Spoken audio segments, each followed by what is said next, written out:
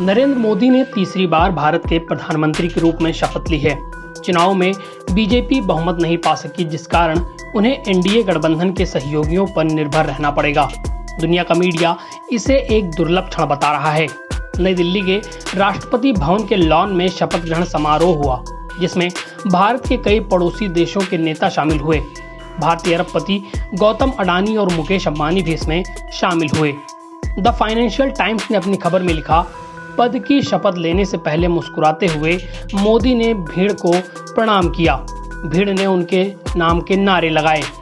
Report ने इसे एक दुर्लभ मौका बताते हुए लिखा, मोदी आज़ादी के बाद जवाहरलाल नेहरू के बाद लगातार तीसरी बार पीएम बनने वाले भारत के पहले नेता हैं। उनकी पार्टी बीजेपी को चुनाव में 63 सीटों का नुकसान हुआ, जो भारी जीत की भविष्यवाणी कर रहे एग्जिट पोल में नाटकीय कमी है। विश्लेषकों का हवाला देते हुए कहा गया कि पीएम मोदी को अब सरकार चलाने के लिए कूटनीतिक कौशल सीखना होगा, राजनीतिक रूप से विवादास्पद सुधार योजनाओं को धीमा करना होगा और बीजेपी के हिंदू राष्ट्रवादी लक्ष्यों पर काबू पाना होगा। पाकिस्तानी मीडिया में भी पीएम मोदी के शपथ ग्रहण की चर्चा रही। पाकिस्तान के जियो न्यूज़ ने अपनी रिपोर्ट में लिखा, नरेंद्र मोदी रविवार को रिकॉर्ड लगातार तीसरी बार पीएम बने। गठबंधन के साथ वो सत्ता में आए हैं जो उनकी क्षमता का परीक्षण करेगा। मोदी, जिन्होंने बीजेपी के वैचारिक अभिभावक राष्ट्रीय स्वयंसेवक संघ के प्रचारक के रूप में शुरुआत की, जवाहरलाल नेहरू के बाद प्रधानमंत्री के रूप में लगातार तीसरी बार सेवा देने वाले दूसरे व्यक्ति हैं। पाकिस्तानी अखबार डॉन ने अपनी रिपोर्ट में लिखा, नरेंद्र मोदी ने एक चौंकाने वाली चुनावी झटके के बाद रविवार को तीसरे कार्यकाल के लिए भारत के प्रधानमंत्री के रूप में शपथ ली।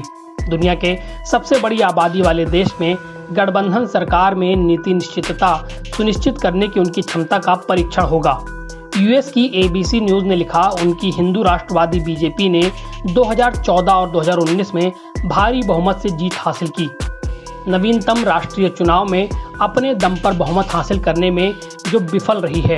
ये पहली बार है जब मोदी नेतृत्व में बीजेपी को संसद में बहुमत के लिए अपने क्षेत्रीय सहयोगियों के समर्थन की जरूरत पड़ी। अल जजीरा ने अपनी रिपोर्ट में लिखा, मोदी पर यह सुनिश्चित करने का भी दबाव है कि भारत की आर्थिक असमानता न बढ़े।